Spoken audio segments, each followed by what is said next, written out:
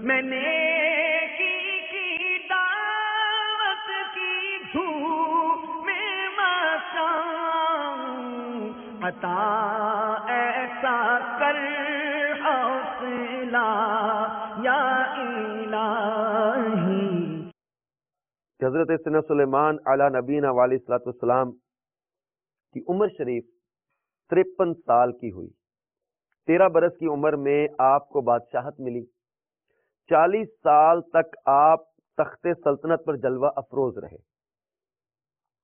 آپ علی نبینا علیہ الصلوۃ والسلام کا مظاہر فائز الانوار بیت المقدس میں ہے۔ آپ علی نبینا علیہ الصلوۃ والسلام کی مثالی وفات ظاہری کا ایمان افروز واقعہ کچھ یوں ہے کہ ملک شام میں جس جگہ حضرت سیدنا موسیٰ کلیم اللہ علی نبینا علیہ الصلوۃ والسلام کا خیمہ گاڑا گیا تھا، اسی جگہ یعنی وہ برکت والی جگہ حضرت سیدنا داؤد علی نبینا علیہ الصلوۃ والسلام نے بیت المقدس کی بنیاد وہاں پر رکھی، مگر عمارت پوری ہونے سے پہلے حضرت سیدنا داؤد علی نبینا علیہ الصلوۃ والسلام کی وفات ظاہری کا وقت آ گیا۔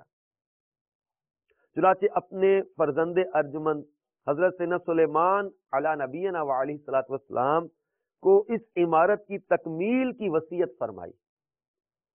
حضرت سیدنا سلیمان علی نبینا علیہ الصلوۃ والسلام نے جنات کے ایک گروہ کو اس کام پر لگا دیا۔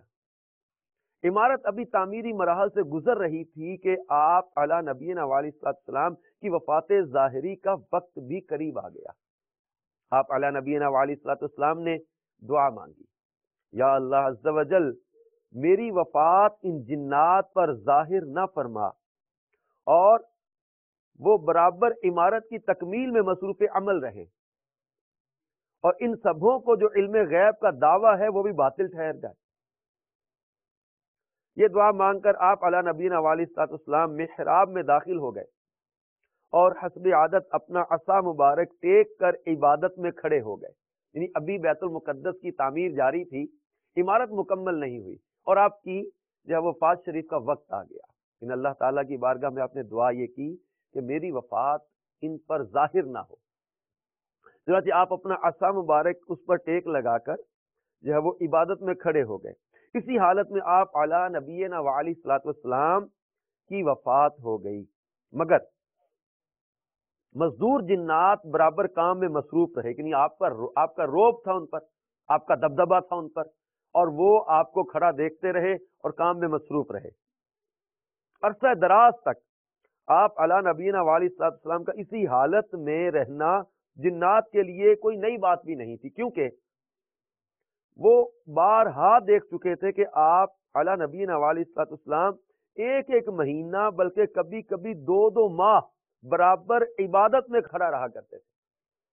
الغرض ظاہری انتقال کے بعد 1 سال تک آپ علی نبینا علیہ الصلوۃ والسلام اپنی مبارک لاٹھی سے ٹیک لگائے کھڑے رہے، یہاں تک کہ بحکم الہی عز و جل دیمک نے آپ کے عصا شریف یعنی مبارک لاٹھی کو کھا لیا، اور یوں آپ کا جسم نازنین زمین پر تشریف لے آیا۔ اب جنات اور انسانوں کو آپ علی نبینا علیہ الصلوۃ والسلام کی ظاہری وفات کا علم ہوا۔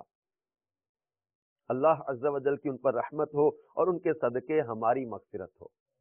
حضرت سلیمان علی نبینا علیہ الصلوۃ والسلام کی وفات ظاہری سے ایک بات یہ بھی پتہ چلی کہ جنات کو علم غیب نہیں ہے، اور دوسرا انبیاء کرام کی شان کا پتہ چلا کہ 1 سال تک آپ کے جسم اطہر میں کوئی تغیر نہیں آیا، کوئی تبدل نہیں آیا، آپ کے جسم اطہر سلامت ہے، آپ کا جسم اطہر، آپ کا چہرہ، آپ کے بدن سے بلکہ خوشبو آ رہی ہے۔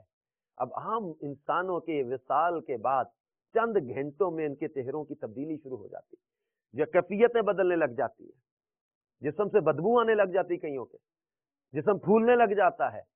چند گھنٹوں میں جو ہے وہ جسم کی جو ہے وہ فزیکل جو ہے وہ چینجز آنا شروع ہو جاتی ہیں جسم میں۔ اب جو ہے وہ اس کی کیفیت کو چند گھنٹے چند دن تک ہی رکھا جائے، لیکن اللہ کے نبی حضرت سلیمان علیہ الصلوۃ والسلام عصا پر ٹیک لگا کر 1 سال تک وصال کے بعد بھی کھڑے رہے، لیکن آپ کا جسم اطہر جو ہے وہ تر و تازہ ہے، تر و تازہ ہے۔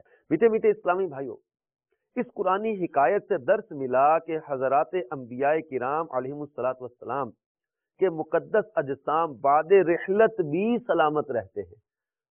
بعد وفات قبر کی مٹی انہیں نہیں کھا سکتی. سنن ابن ماجہ میں ہے کہ سرکار مدینہ منورہ سلطان مکہ مکرمہ صلی اللہ تعالی علیہ وآلہ وسلم کا فرمان معظم ہے، بے شک اللہ عز و جل نے زمین پر حرام فرما دیا ہے کہ وہ انبیاء علیہم الصلاۃ والسلام کے جسموں کو کھائے. اللہ عز و جل کے نبی زندہ ہیں، فنبی اللہ حی یرزق، فرمایا پس اللہ کے نبی زندہ ہیں، ان کو روزی دی جاتی ہے. یہ اللہ کے پیارے محبوب صلی اللہ تعالی علیہ وسلم نے واضح لفظوں میں ارشاد فرمایا، فنبی اللہ حی یرزق، اللہ کا نبی زندہ ہے، اسے رزق بھی دیا جاتا ہے. زمین پر حرام کر دیا گیا ہے کہ نبی کے جسم کو کھائے. مٹی اللہ کے نبی کے جسم کو نہیں کھا سکتی. اللہ کے نبی کی تو شان بڑی اعلیٰ ہے.